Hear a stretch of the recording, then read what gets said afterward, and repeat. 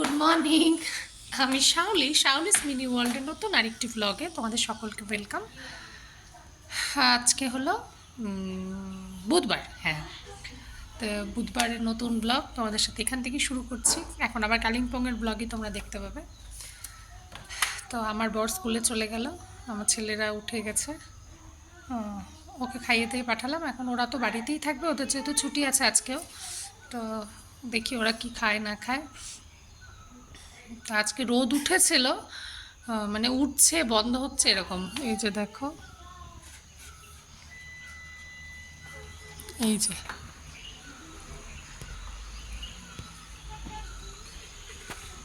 এরকম পজিশন হয়ে আছে আপাতত। এই যে, তো ওই জন্য হচ্ছে জামা কাপড়গুলো দিয়েছি সকালবেলা উঠে, আগে মেন কাজ যেটা ওটা করলাম, জামা কাপড়গুলো বাইরে দিয়েছি। তা জানি না, বৃষ্টি না হলেই হলো, যদি হাওয়ায় যতটুকু শুকাবে আর কি। তো চলো আজকের ব্লগটা এখান থেকেই শুরু করছি। এখন থেকে ব্লগ টাইম মতোই যাবে, তো দেখতে থাকো আর সঙ্গে থেকো। দেখো সকালে ব্রেকফাস্টে এটা কি খাচ্ছ? ম্যাঙ্গো প্যানকেক বানিয়ে দিলাম। এই যে ও খাচ্ছে, রূপ রূপ বলছি, ঋষি। ভালো করে বসো। ভালো হয়েছে? মানে আলাদা কিছু বোঝা যাচ্ছে? ম্যাঙ্গোর টেস্ট পাওয়া যাচ্ছে? আচ্ছা, তো ওটাই বানালাম আজকে সকালে। ভাবলাম কি বানাবো, তো আবার রুটি তরকারি আলাদা আলাদা করে বানাও, তার থেকে এটা বানিয়ে দিলাম। এটা দিয়ে খাওয়া যায়। একটা আমকে মানে একটু কচলে নিয়ে ওটার মধ্যে দিয়ে দিয়েছি। আমার মিক্সিতেও কাজ করছে না যে মিক্সিতে পেস্ট করবো, পেস্ট করতে হয় না, পাকা আম হাতে একটু কচলালেই হয়ে যায়, একটু স্ম্যাশ করে নিলেই হয়ে যায়। তো ওটা বানালাম, ওটাই খাচ্ছে, আমরাও খাবো। প্রথমে কলা আর বিস্কুট দিলাম, তো তারপরে যে এটা দিলাম। এটা খাওয়ার পর রান্নার কাজে লাগবো, তো এটাই বানিয়েছি। আশা করি ভালোই লাগছে খেতে। চলো, তো দেখো রান্নাবাড়ি শুরু করে দিয়েছি। এই যে ওখানে হচ্ছে পটল ভাজছি, এই যে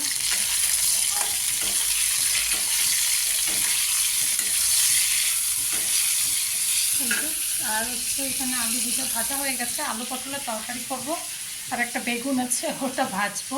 ডাল ঠাল কিছু করবো না, ইচ্ছে নেই। পাঁপড় ভাজবো, ব্যাস এই দিয়ে দুপুরে হয়ে যাবে।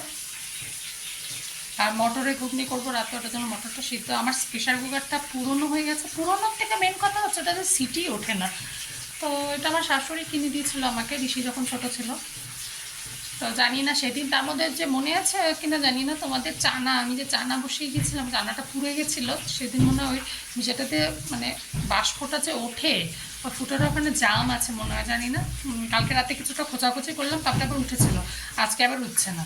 তো এই করে মটরগুলো মানে হাফ সিদ্ধ হয়ে গেছে, সিটি ওঠেনি তো, ওই মানে এমনি স্টিমে যা হয়েছে। পরে আবার করব, ভাত বসিয়ে দিয়েছি। এই হচ্ছে এখনও অবধি। তো এখন 11:30 মতো বাজে, ওর বাবা তো আবার চলে আসবে। ওয়েদার এখনও এরকমই, বাইরে রৌদ্র নেই কিন্তু হাওয়া আছে, শুকাবে যতটা শুকায়। স্নানের জল গরম করা হয়ে গেছে, এটা হলে পরে ওর বাবা চলে গেলে পরেই মনে স্নান করতে যেতে পারবে, তার আগে হবে না। তো চলো আবার করে নিই কিছুটা কাজ, তারপরে আসছি। তো দেখো স্নান ধান করে পুজো দিয়ে আসলাম।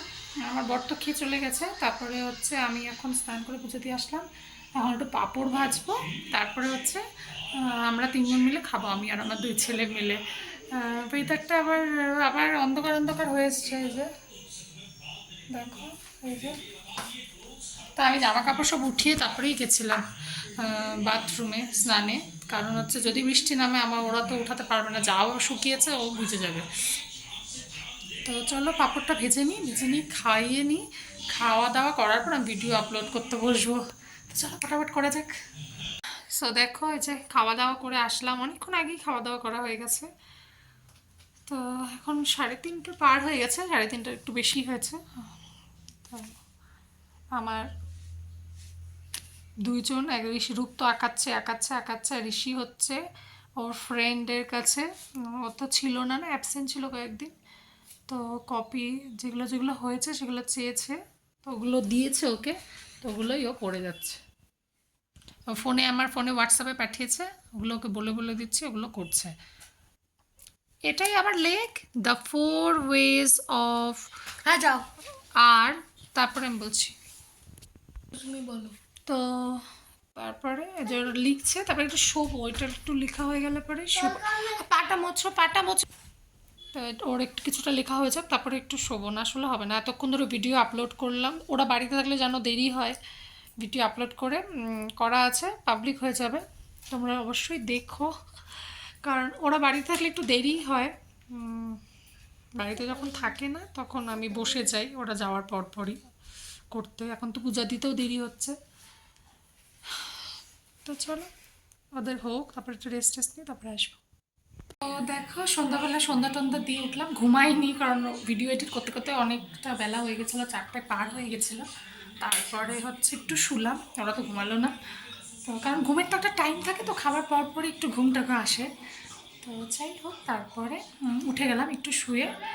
ঋষি তো কপি করছিল, তারপরে সন্ধ্যা টন্ধা দিয়ে আসলাম।